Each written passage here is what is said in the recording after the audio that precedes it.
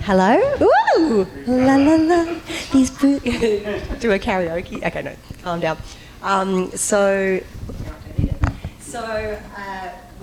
Actually, they're streaming, so they'd love it if you'd use the mic. You want me to? I'm the naughtiest guest ever. Okay, do I have to stand behind the table though? You don't have to. Yes! On the table is fine, in front is fine, but... so we travelled in 2018 all around the world, from Australia all throughout America, and I found out after I'd made all the bookings that I was pregnant. So I called up my brother in Australia and I said, "Oh, Jake, it looks like there's going to be 3 people on tour." And he's like, "What are you talking about?" I said, "I've got a baby in my stomach." And he's like, "Great, who am I going to party with?" And I said, "I'll watch you party. I'll set you up with some cool people along the way that I'll have to go home and, incubate. So make eyeballs and whatever you do. So make another little alien." So in 2018, the tour was called the Wonderland tour, and it was all about bringing people together, because I've worked with the big studios and I've done a lot of my own projects, and I'm all about the love. We can have everything in the world, but if we don't have beautiful people around us and be doing what we love, then what's it all about? So in each different town, we got in at like 3:15 this morning because the flight into Washington landed at about 11, and then we waited for a couple of hours, and then they said that they couldn't fly, so we took a 3-hour Uber last night from Washington here, so I would be like, wee! So with the tour in every town, we would advertise before and say, hey, if you are a musician or a dancer or you have a passion that you want to get up and share with us on stage, whether it be poetry or whatever, let us know and you'll be part of the show as well, because we wanted it to be a real collaborative adventure. So we had like a trumpet player, a drummer, we had a burlesque dancer at one place, we had people reading poetry. It was amazing, and we'd just send them the set list before. Oh God, Mark, don't do anything naughty back there. Casey will fire me, it's only day 1. Wait till day 3. Oh no, I think that we might be looking for a wee. So, quick, look over there, everyone. It's all right, it's only about that big, I'll fix it. So we literally travelled non-stop. It was amazing, and I finished right at my, what's happening? Oh, no. He's totally stealing my show. Oh, that's all right. He's such a little bear. He's so cute. I can't stand it. Honestly. Good job, Fizzy. Sit. Lie down. See? Done. Trained. And then he rolls over it. Hi, baby. You're so cute. You look like a little hamster. Seriously. He's a fizz geek. So that was 2018, and then I had the bubba, and we did another tour in 2019. Hey, Monster. In 2019, but it was only like for about 2 months, because at that stage we had the baby and it was too intense to try and do so many different venues with a little bubba and stuff. So that was one of our latest productions, all about sharing the love. And then before that, the whole reason why I moved back to America was because I was hosting the Jim Henson Creature Shop Challenge, which was an amazing show. Did you guys see that one? Yes, that was pretty fun. And before that, there was a small show called FARSCAPE. Oh, yeah. I don't know, but that was only like 20-something years ago. What the frick? And the crazy thing is in 2019, we actually did a Bring It Back FARSCAPE tour, like with Brian Henson, Ben Browder.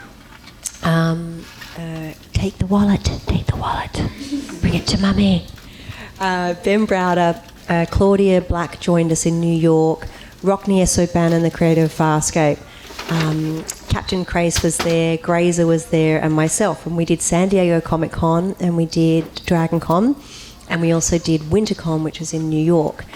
And they had announced that FARSCAPE was coming back with original cast members, Like, oh my gosh, they'd cut together a trailer as well and saying fast, right? And then COVID happened, and I was like, are you kidding me? Right? So it's still floating out there in the ether somewhere. So you never know. We were very close, so fingers crossed something might manifest. Hi! Oh, boo. Sneak attack. Sorry. I got excited. Does anyone have any questions? You guys are all so well behaved. Do you speak Australian? I actually do have a question. On the Blu-ray or the DVD with FARSCAPE, you were talking about your mother and how she was looking for you. Oh, Mum's crazy. We're all crazy. We're a good type of crazy, but we are all super passionate about what we do. We the beautiful lady Hilda came to interview, do the Sci Fi Valley interview before, and she's like, what's your message to the younger kids? And I said, the two things that my parents taught me was work till you drop, get up and work some more. And that was Dad's side. And Mum's side was all like, pursue your passion, follow your bliss, live in the now. So with that kind of combo, that's how I've sort of run my life. And she's amazing. She's... Oh, yeah. So she was, take the shoe, anything you can get. Prada is better. Mum, is a crazy hippie. She used to be, so how Mum and Dad met, she was like in one of those, she was a bit naughty in school, so her parents sent her into like a, etiquette class, and what that involved was a beauty competition. And little did the parents realise that they were just throwing her to the wolves, because then that's how she met Dad, and he's a player and has always been a player, and I say that with lots of love and light. And then together I don't even know who to compare them to. Like, they literally introduced a huge amount of culture into Australia. They had Baryshnikov, Nureyev, the Bolshoi Ballet. They put together circuses all throughout Moscow called the Moscow Circus, and they travelled them all around the world. They had Torval Undine, the ice skaters. They introduced Cirque du Soleil to Australia. So my whole life I've grown up in showbiz, like on the side wings, watching ballerinas rehearse, to trapeze artists, so it's in me, and I can't get rid of it. I've never done anything else. I've always... Yeah, and that was because we didn't have a TV in university. We couldn't afford one, and some friend goes, hey, check this out. And I'm like, oh, teach me the ways. Like, this is awesome. So I just love it. It's just a beautiful, I love telling beautiful stories. It brings us together, because now we all have these weird phone things and emails and Zooms, and my little girl's like, it's the Gigi Edgley panel. I literally said my little girl, and you guys are like, hello little girl, fancy meeting you here. Hey, someone's stolen your dog. Where's Fizzy? Here. Right here. Hi, Sky. Hi, give me a cuddle. On the ground cuddle. Hello. You've heard all this before. You don't need to be here. Uh-oh. This is a baby daddy. Do you want to introduce yourself? Baby daddy. And we just did our second music video together, and he's going to tell you about it. Oh, I have to do it? I have to work? I'm here to work? Did you guys see the video yet? Should we play it on my phone and pass it around? Yes. Let me see. Actually, it's kind of cool. We'll turn the lights on and it's really cool. You're going to have to really group in. So much for 6 feet. Yeah, so it was on. So we've done two. One was called Closer, and the other one's called Dragon in My Soul. Closer was like, I want you to. Okay. So Closer. Look, so Gigi, if you guys can see this, for 3 months she practiced for the aerial silk. She'd never done aerial silks at all. And well, never again. 3 months, it was like 3-4 days a week, 3 hours a day.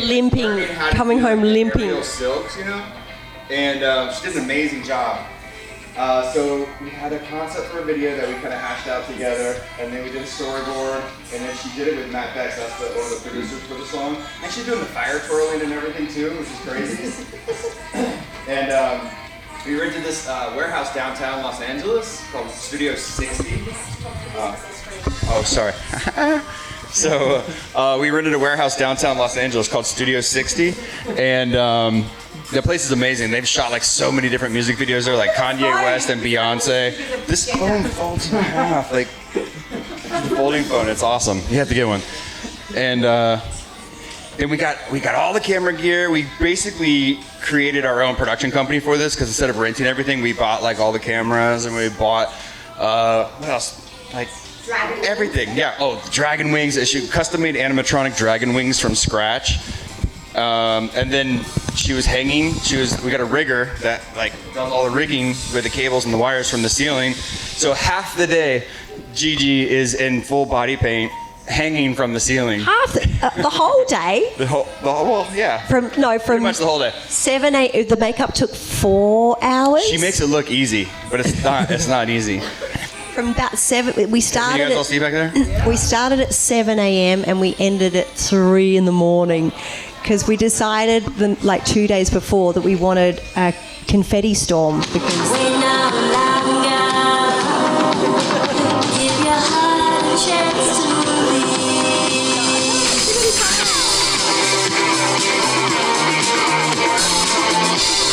had sparks.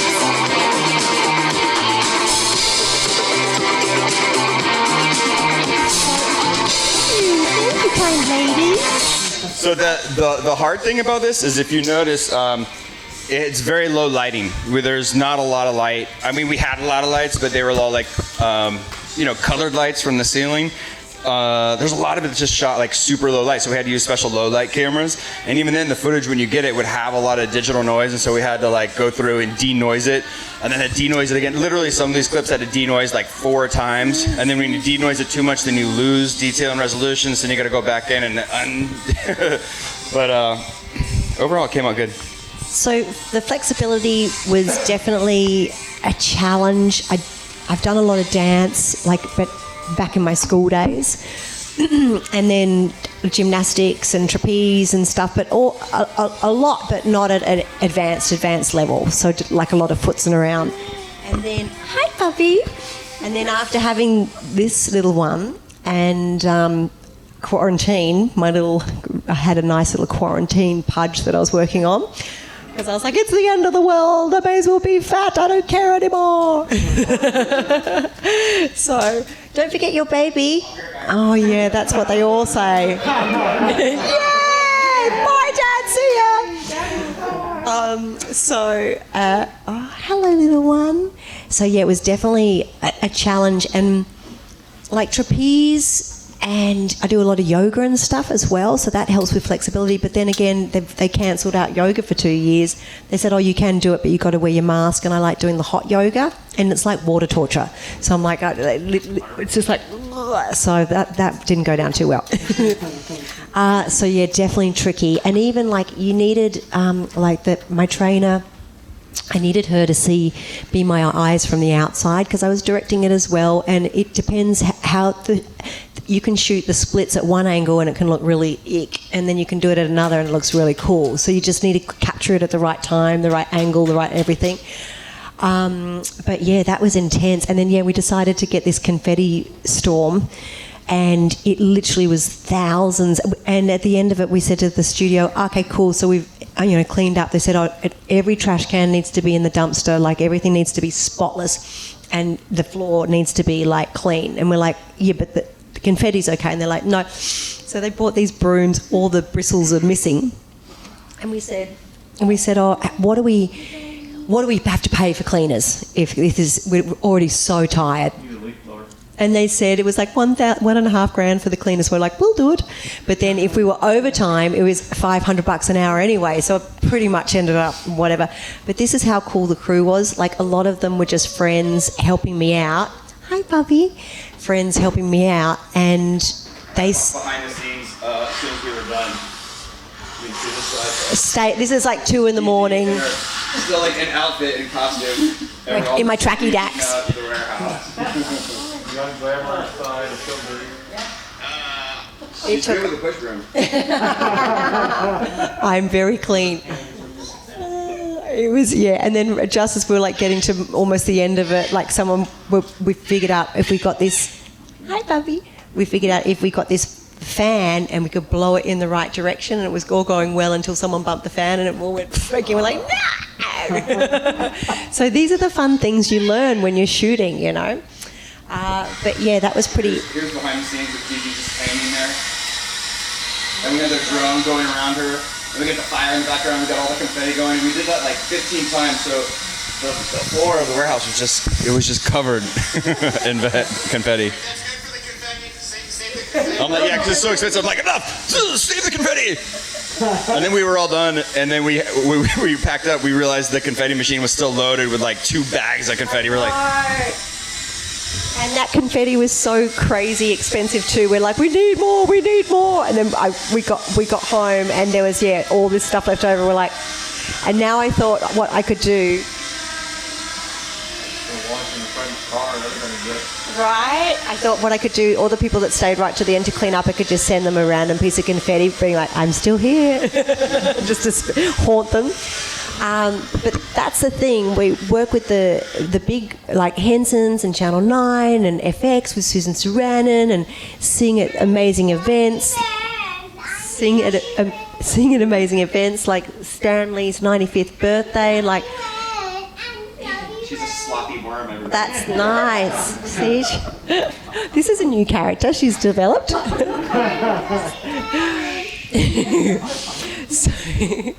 So it's I've lost my train of thought, and I can't imagine why. Right, there you go. Yeah, so it's, and then making your own productions, that was the whole point, is super special because you put your sweat and your tears into it, like everything. All of our own stuff, like we don't want it just to be sexy singing to camera. We want it to be a proper journey. Dada, you might have to take her for a little wander. A sloppy worm! Oh my gosh! You also have creative control over the project. That's Yeah. That's the only aspect of my life. Bye-bye! Sloppy worm. So Closer, Kisses and Dragon in My Soul were these 3 music videos, and the whole reason behind that was because I want to direct and edit, and I'm not ready for a feature film yet or a series, so I'm just trying to bite off as much as I can chew, and it's intense. Like there's a lot that goes into it. Like the one we did before that, so we had lockdown and that intense period where we were all like, oh my gosh. We were literally in the air flying to Northeast Comic Con, and we landed, and they said, oh, by the way, the show's been cancelled. And we're like, oh no. And that was March the 12th, and like all of us, saw work just drop off non-stop. And I'm like, I don't know how to connect with everybody, how to feed my family, are we even going to, like all these questions that we've all had. And then after a while, when things kind of, you know, it was probably like a couple months after, I'm like, I can't sit still and do nothing. Like, all I know is to tell stories and beautiful messages that hopefully shed a bit of love and light, to make me grounded and to remind me of my purpose in life, and to be a good mum, and to be a good whatever I am to him, and to be a good, you know, like to friends and family. I'm like, I've got to do something positive. So that's when I thought of Kisses music video, which is all underwater. And so I trained up again. Like I would put Sky in her floaties, and she'd float above me, and I'd sit at the bottom of the pool and watch her and try and learn how to hold my breath and do these interesting poses and stuff like that. So, because when I was speaking to the cinematographer, he's like, how long can you hold your breath? I'm like, oh, ages. Like this. And then, you know, again, that was in school. I could do a decent amount of laps. And I showed him, he's like, okay, now let's start, like, now show me properly. I'm like, oh, frail. So I trained up a lot for that. So, and that whole story was all about falling into this girl falls into an abyss of darkness, and then through the song, her whole body gets covered in this UV light. And it was a really interesting process because we were only meant to shoot it for one night. But then the UV light broke, so we couldn't do anything. So we had to I literally got on my hands and knees and begged all it was only a skeleton crew of about 10 people, but I said, can you please come back and can we do the rest tomorrow if we fix the light? They were all cool enough, brought everyone back the next day. So from 4 p.m. to 4 a.m., the first night was 4 p.m. to about midnight, and the next one was about 4 p.m. to 4 a.m. in the water, and then it would have to get out and just get towed down and then sprayed a bit more, and then go in to do the next section and then get out and then a bit more spray and stuff. And it's a really cool little music video, and again, learning how to direct. And I wasn't meant to edit that one. The cinematographer was meant to edit that one. And then he dropped off the hard drive and with a rough edit on it, and I was like, and it was all just the character. It's the same girl, but I still separate myself from it a bit. But it's the girl singing to camera and the girl going through the transition kind of thing. And it was all just the chick singing to camera. And I was like, what about all the stuff that we shot underwater? He's like, oh no, there's too many naughty bits, because it was all body paint and bubbles and snot and whatever. And I was like, because the camera's trying to find you at the same time that you do the pretty move, and there's hair and God knows what. So I was like, give me the footage and I will find it. There must be some gems in there somewhere. So we were on our way to Florida, because his family's from Florida. And in the day, Sky would go off with the grandparents and Jed, and I would just sit there and go through every little shot and try and get the little gems, and then put it in slow-mo and put it in reverse and whatever. And so that was the first time I learned how to do, is it Premiere? Pro Premiere? So that was, because I used to just do iMovie.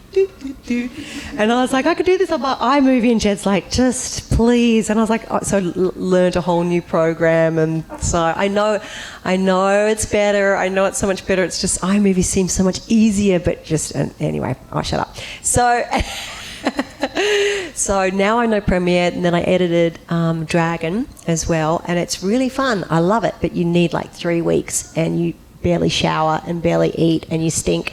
And Sky comes in and she's like, who's this monster in here? I'm like, trying to edit it together. But yeah, so that's what I'm doing with these little music video ideas.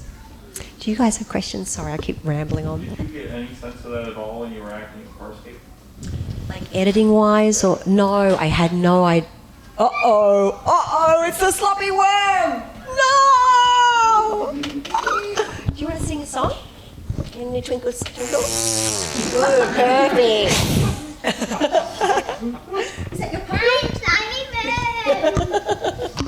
Sloppy Worm, season 2. My goodness. These creatures, honestly, what do they say? Never work with children and animals, and here's the proof. Right, get around. Sky, police are coming to get you. Get off the floor, hurry. You'll be trouble. Sky was actually in her first, well, I suppose it's her third movie, but probably it was for a friend of ours a few nights ago, and we had to dress her in angel wings, and she had a big gash on her forehead, and there was sirens and stuff, and it was quite dramatic. And we were such like stage, what do they call mums and dads? Okay, now just a little to the right. Okay, no, smile, too much smile. But she was really good, wasn't she? We were very proud, so we'll see what happens. All right, Dad, seriously, some of us need to work around here. So. You were mentioning about the amount of time for the makeup, because that was really good makeup. Oh, for 4 hours How for about Chiana? 3.5 hours. 3.5? 3.5 hours, yeah. The makeup for the music video was like 5 hours. 4.5? 5. You were insane, Dad. Yeah.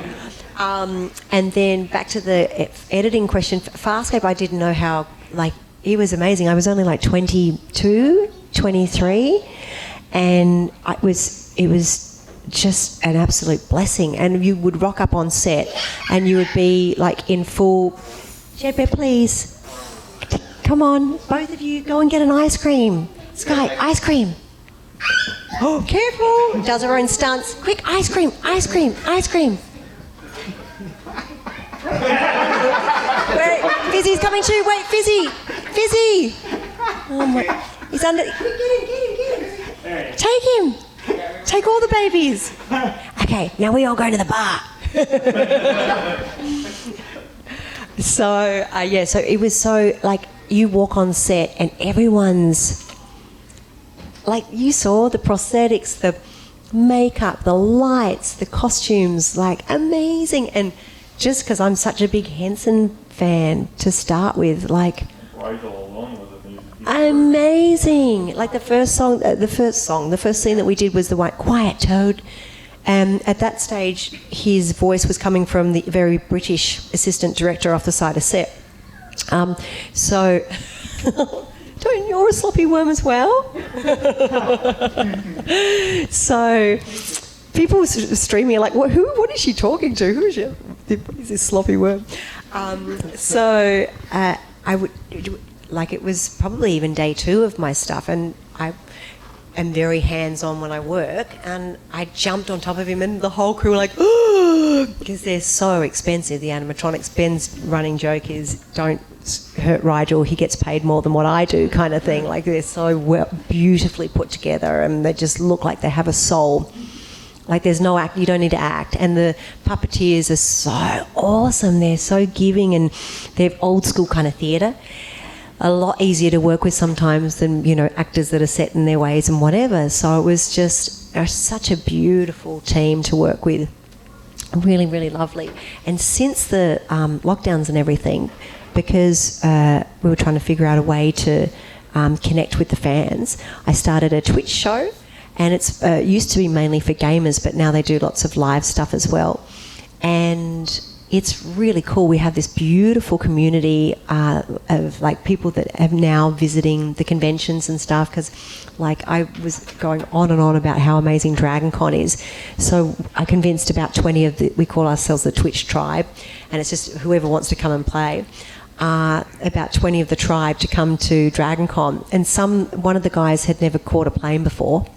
So he was like in shock the whole time, and it's like 45,000 people. Usually it's 80,000 people, but they're at half, capacity. So that was really, really cool.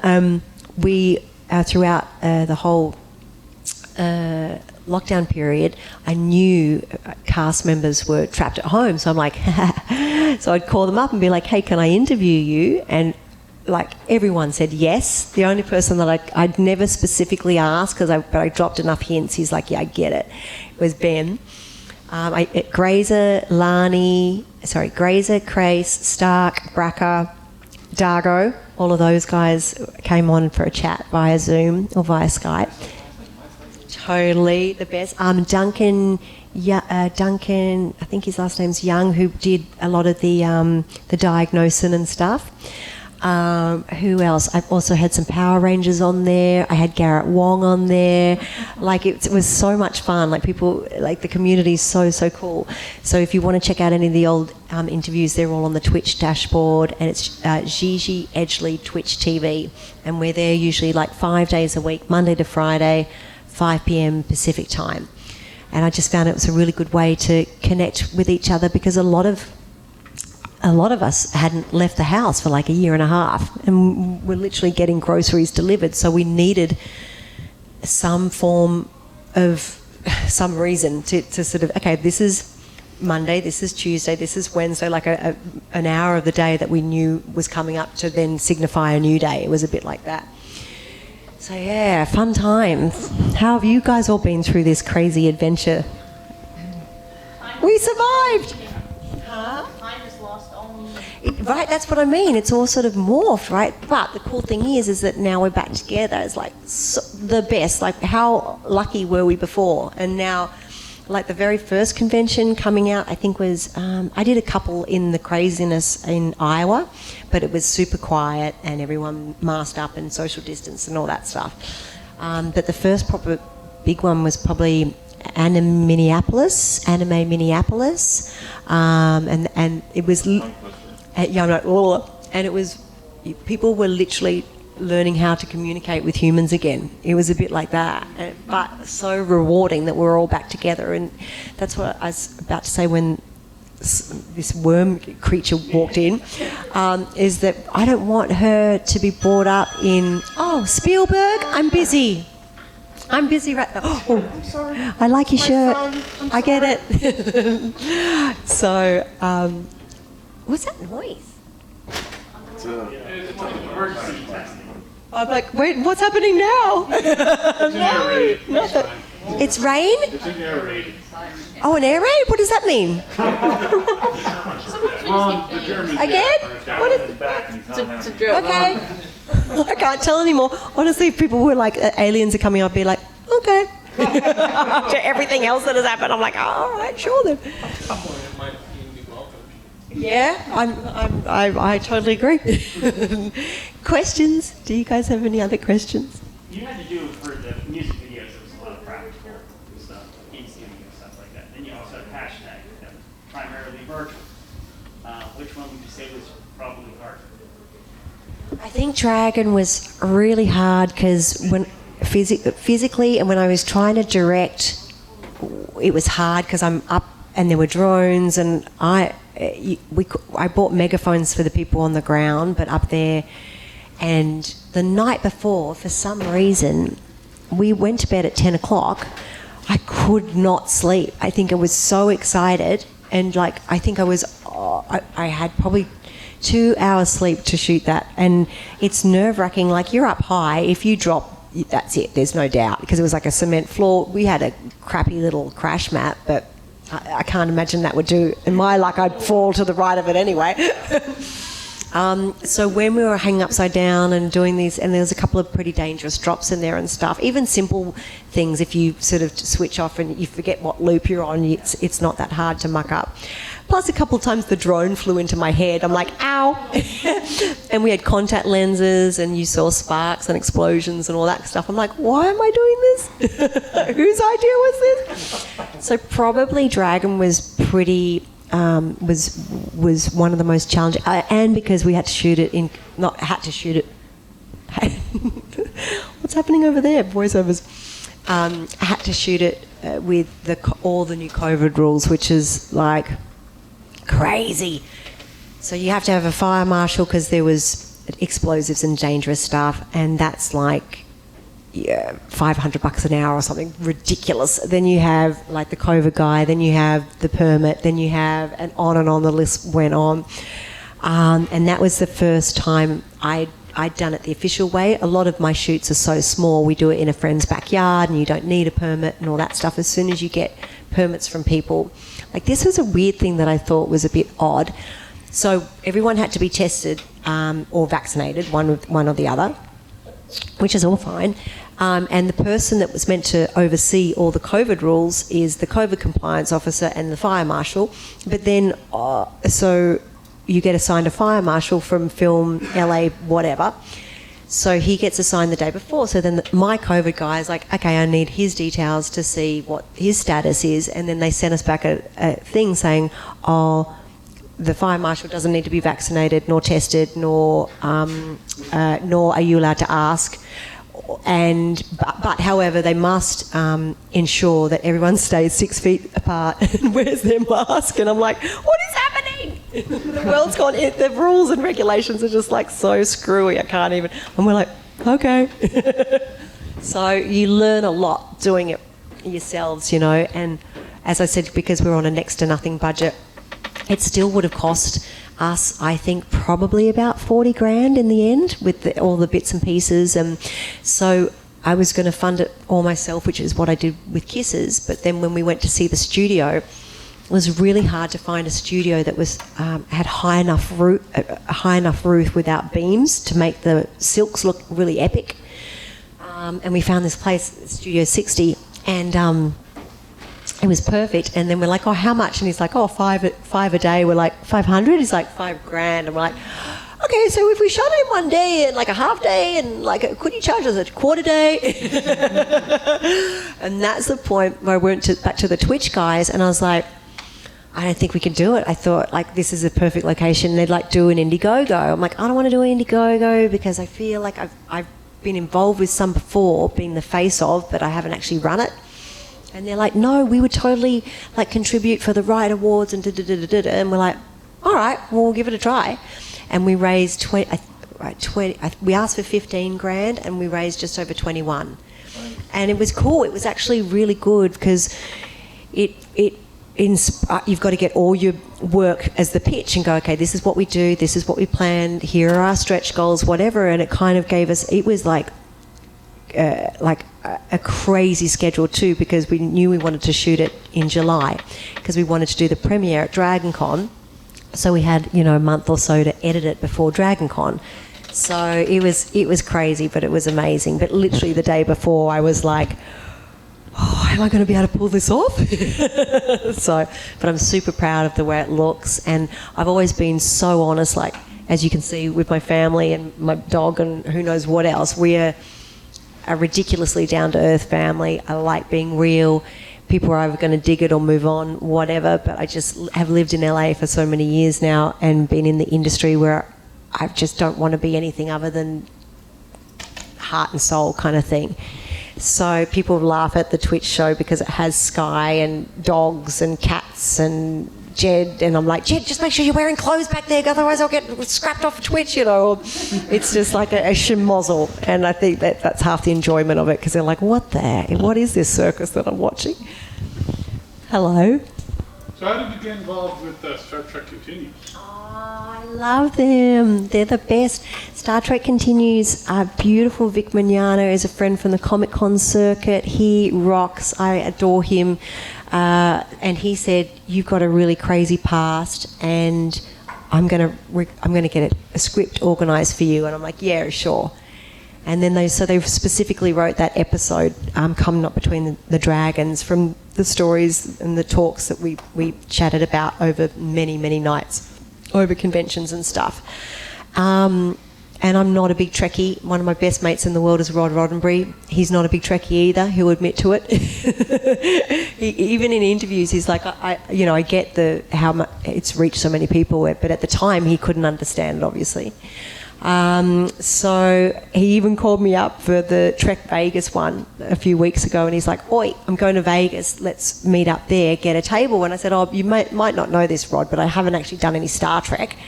And he goes, "Well, I was in your episode in Star Trek Continues." I was like, this is so ironic that Rod Roddenberry's telling me that he was in my episode. I'm like, okay. And when I watched the episode, I said, "Why didn't you give yourself like some lines or something?" He goes, "I can't act." And so it's just like this really awkward shot of Rod like in the back, like, and then the camera was like, "Yeah, I believe you." Love you, Rod. So I read the script, and because it was a fan project as well, I'd never done anything like that. It's always been professional. And when I read the script, I melted and I cried and I went 100%. And I went in there, and the energy that they just love working on that set so much. I'm sad that it had to wrap itself up because of all the new rules and stuff. But the first day, I remember I had the biggest pimple. Like, I'm talking like huge the night before. And I went, "I'll just squeeze it a little bit." Why do you ever do that? It never works out. But every time you're like, "This'll work." And then put the toothpaste on, the whole thing. And the next thing in the morning, Vic came to meet me in the lobby. He's like, "Do we need an extra car for your friend?" Like this. And I was like, "Oh, is it that bad?" He's like... And I was like, "What are we going to do?" He goes, "We'll shoot around it." It was that ridiculous. It was like another head. So that was pretty intense. What can you do? The life of stuff happens, It's not the worst thing in the world. But I was like, what am I? I think I was like mid-30s. I'm like, why do I have a pimple? Didn't I not graduate puberty? So, but just an amazing crew, beautiful people, and we got walked around that set like it was God. They're so proud of it and everything. And after each take, they'd all applaud each other, and I'm like, what is happening? And the blooper reel is bigger than the episode almost. They all ham it up all the time. But Vic's such a fan. Like, they would be about to shoot a scene and he'd be like, wait, and he'd go get the scissors off the makeup girl and go into Todd Haberkorn's hair and cut it like Spock even more. Like if there was a bit, and he's like, this is my hair, Vic. It wasn't a wig. And they also had his Spock ears. So we shot it in Kingsland, Georgia. And there's not much to do in Kingsland, Georgia. I celebrated my birthday there. The two options was go to Walmart and ride the carts or go to see a movie, and we chose Walmart. So that was my fun, exciting birthday. But he would leave sometimes the Spock ears on because they took hours to put on, and you'd just go out to dinner with his beanie on, and then every now and then he'd pull them up and surprise the waitress, in Kingsland, Georgia. She's like, oh. Any other questions? And you guys have to stop me talking at the right time because I'll just keep jabbering. We'll be here Sunday. I'm speaking to skeletons. Hey, and anyway. You're like, okay, make it stop. Well, your dust film, the little dust short that you did, is very interesting. Is that like a commentary on social media? Yeah, so that was the hashtag one that we were talking about before. So hashtag is like, it's quite interesting because the director... we shot that before I did my Twitch channel and before we did the subscribers and before Black Mirror. Like I remember, I think it was the first day. I think the first day of our shoot, Black Mirror, the first episode of Black Mirror had come out. Where was that the one where it starts on the guy's eyeball or something? There was like this opening shot, which was actually word for word how we were going to start hashtag. So the director. Changed it on the day, literally, but it had a very strong Black Mirror kind of vibe where it's just kind of dark and weird, and it's a good point. Like, it's so screwed up. Where we've come, it kind of makes me sad. Like, when Facebook went down the other day, I was like, yes, why not? If we just went back to, remember, like, when we called each other on the phone and be like, hey, let's meet at 7:30, and we met at 7:30? It wasn't like 3 minutes before, can't come because of COVID, can't come because of my dog, can't come because of my dog. There's all this. And I find hardly anyone ever picks up the phone anymore. Everyone texts. Texts are so misconstrued. You can text something with a perfectly innocent nature, and it can just be, interpreted so differently as well. So I kind of miss the old days. And in the hotel there was a phone with a cord on it. I was like, oh. Yeah. And I think someone was showing someone, of the younger generation, and they're like, what's that cord for? Like this, like, oh. I remember the very first iPhone I saw, and it was on the set of Rescue Special Ops, and it was the lead guy, and he was just obsessed with stocks and shares, and as soon as he got this, he would never talk. And we're like, what a rude... And that will never last, the stupid glass thing, it's probably going to break. And now look at us all, we're all like... And so now it's like... anything else? Like, I can't. I need to see humans, and I need to cuddle, and I need conversation, and that's why this Comic-Con world is so beautiful, because we can all forget about all the craziness, and people are dressed up, so people have cool shirts, or people have cool hats, so then that's hello, sloppy worm. She's a space chicken now. Are you a space chicken? What did you get? Did you find the ice cream? Did you find the ice cream? Chocolate, handmade chocolate. Oh no! Did you? Who's got a tag? What's that necklace? Oh, it's from Halo. You want to come sing a song? Go sing a song. Get off the floor. Gross, dirty. Go sing a song. Sky, you want to sing a song? The Space Chicken song? So yeah, it's been an interesting. Oh, what? Incoming! Are you wearing tags now? What did you do to the baby? Is that in case we lose her? Yeah. Okay, good. It says return to owners. But did anyone have any other questions before we wrap it up? What was your favorite FARSCAPE episode? Durka Returns is there's a gazillion of them, but I love Durka Returns because that was meant to be the only one. And after, yeah, and that was honestly meant to be it. It was cast for one episode, full stop. And then I was sharing a change room with Grace because we were both day players. And we had a knock on the door and a script was delivered and I said, oh, this must be for you, but it had my name on it. So we both sat down on the couch and looked through episode 16 and there was like one line with Chiana in there. I'm like, huh?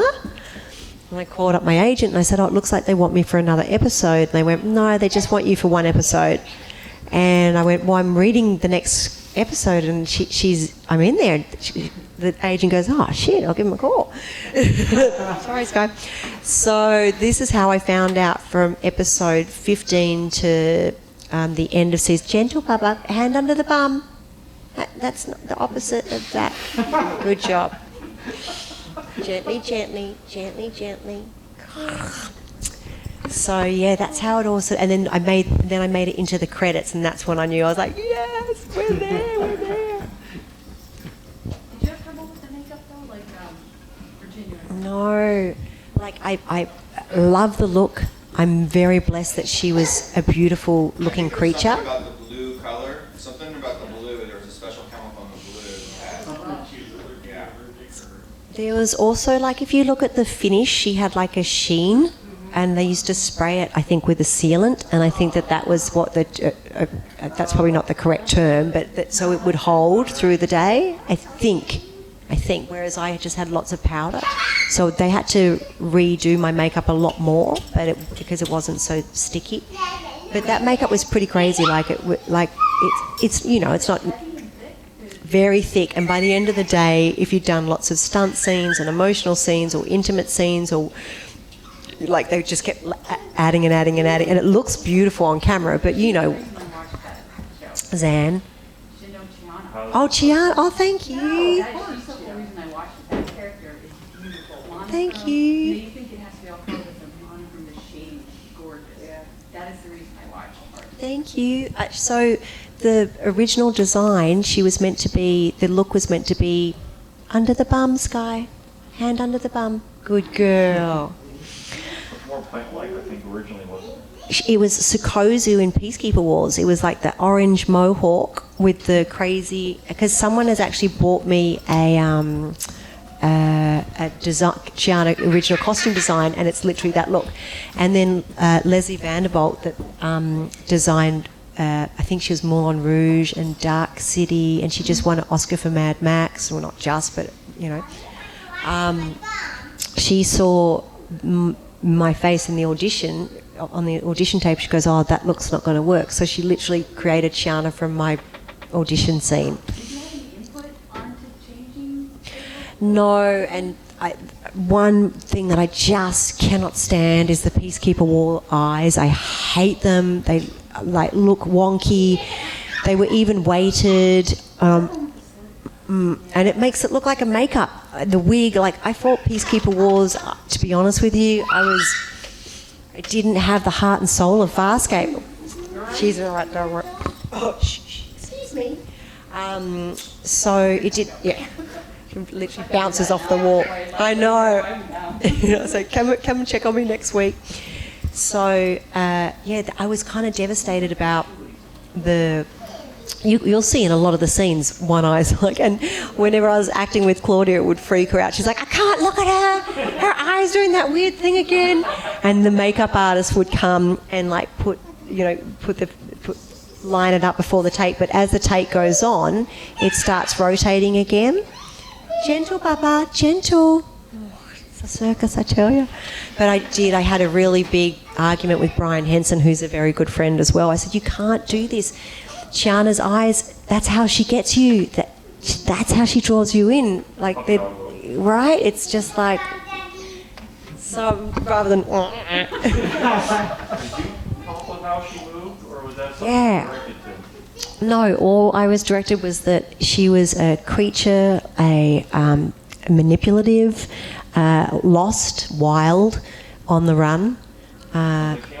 Right, and so I was like, oh, right, let's go. And it wasn't until probably only a couple of days before the actual shoot where I went in for the 5 hours the first time it was 5 hours because they were still establishing everything. And then they gave me fake teeth as well for a while, but I would dribble and I had a lisp. So they're like, okay, it's on YouTube. You can look it up, Chiana makeup test, and I go on the side. It's like, like she looks a bit weird. Oh, sloppy worm. So, yeah, it was very. I think it was actually the end of that makeup test. We went on to set, and I met Ben. I'd met Ben in an audition before, like, because there's like 8 rounds of auditions. But I remember seeing Virginia for the first time, and they stood us all together, and I think you can look that up on YouTube. They had put in these like deep blue lenses which looked dark from the outside, but if I looked through them, they were like this ink blue. So I went on set, I couldn't see barely anything, and there was smoke, so I kept going to shake people's hands and tripping over everything. And this is like the first time properly meeting all the cast, and they're probably like, what's wrong with this chick, you know? And it was after that, I'm pretty sure they said, are you good for tomorrow? And you didn't lose the dog, did you? Oh my gosh. Fizzy's hiding, he's like, no, save me.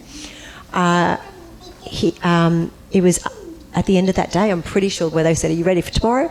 And I was like, what's tomorrow? And they went, well, you're filming. I'm like, oh, like another test? And they went, no, your episode. I don't know, baby, you got to figure it out. And I was like, oh my God, you mean I got the role? And they went, yeah, you didn't know that? I was like, so, and a very similar thing happened with Jim Henson's Creature Shot Challenge. They were trying to locate me, and I actually, like a week before, had started like a dog grooming and pet sitting site.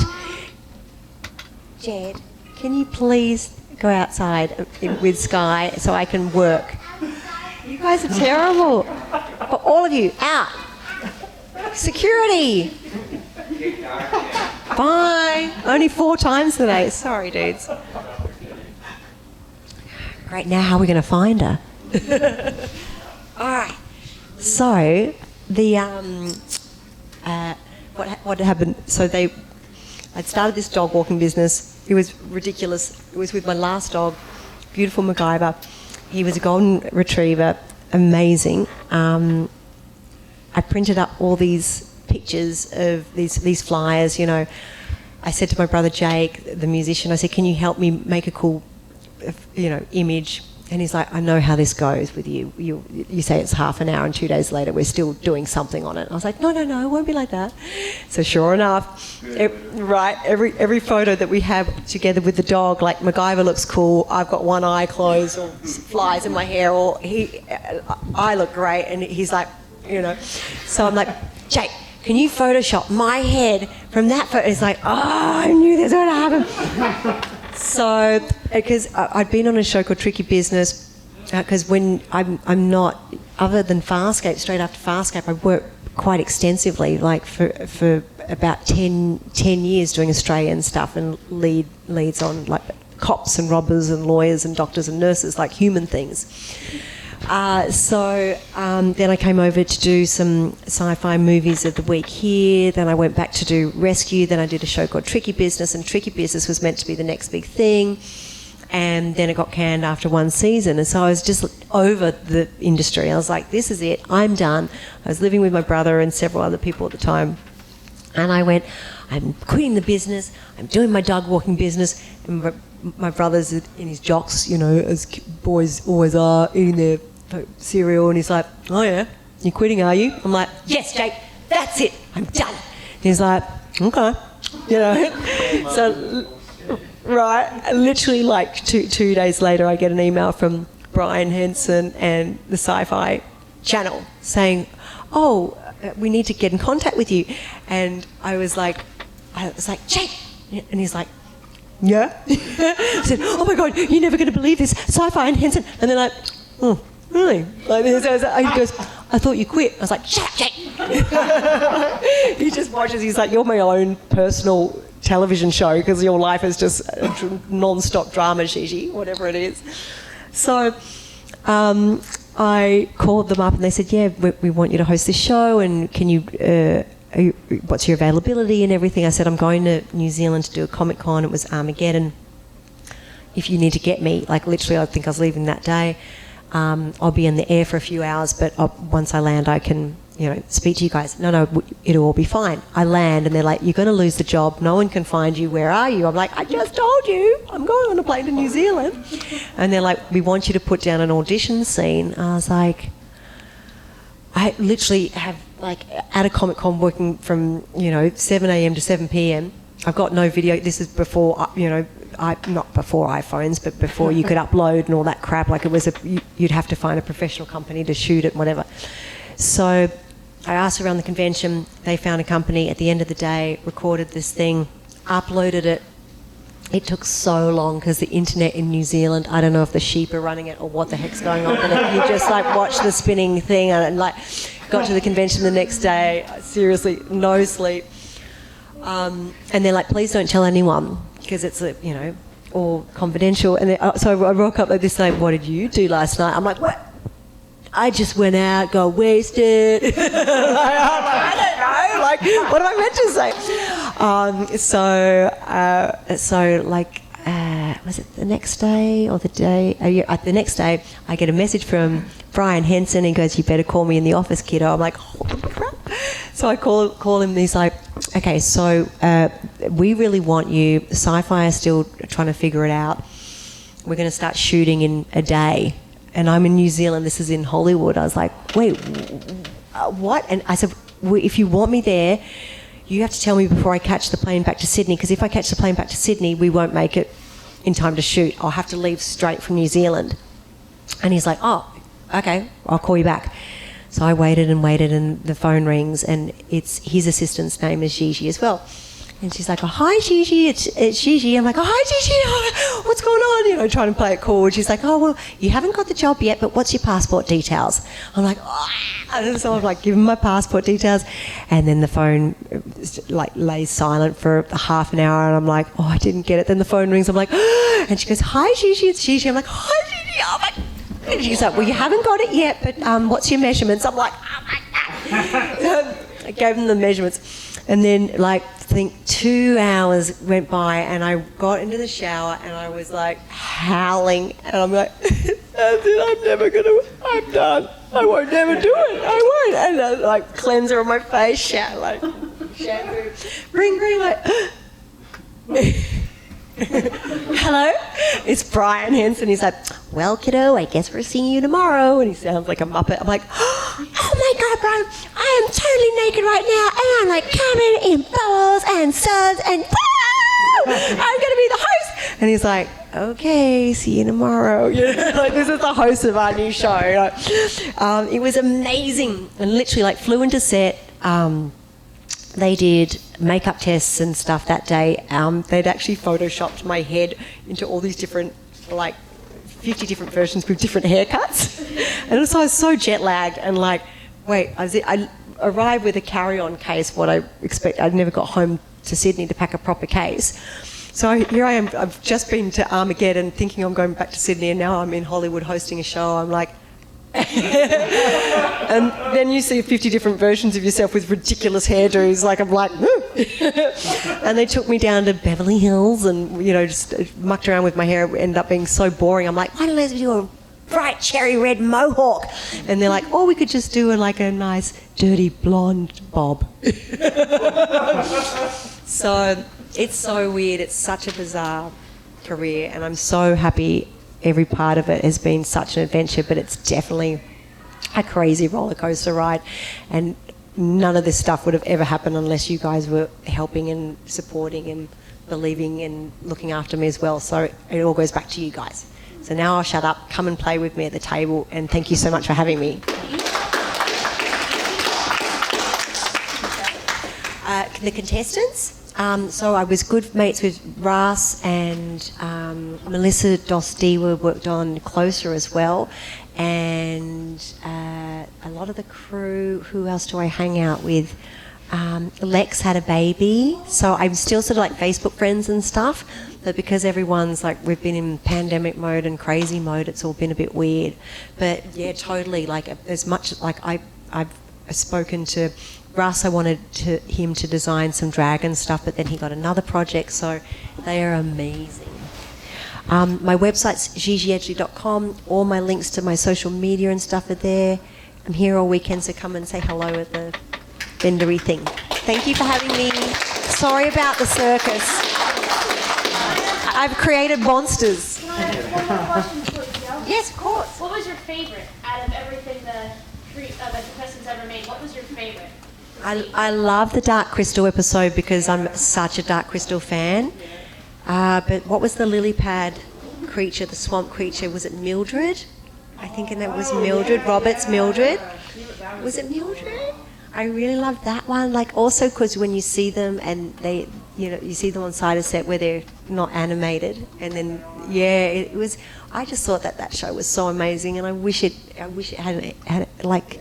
It was so cool. We'd never seen into the Jim Henson Creature Shop. Like, we've all grown up with Kermit the Frog or the Fraggle Rock or Dark Crystal or Labyrinth. Like, that's been our... Yes! Yeah, right. Anyway. Okay, goodbye. Love you. One more! This is John Glover, and you are watching Fandom Spotlight.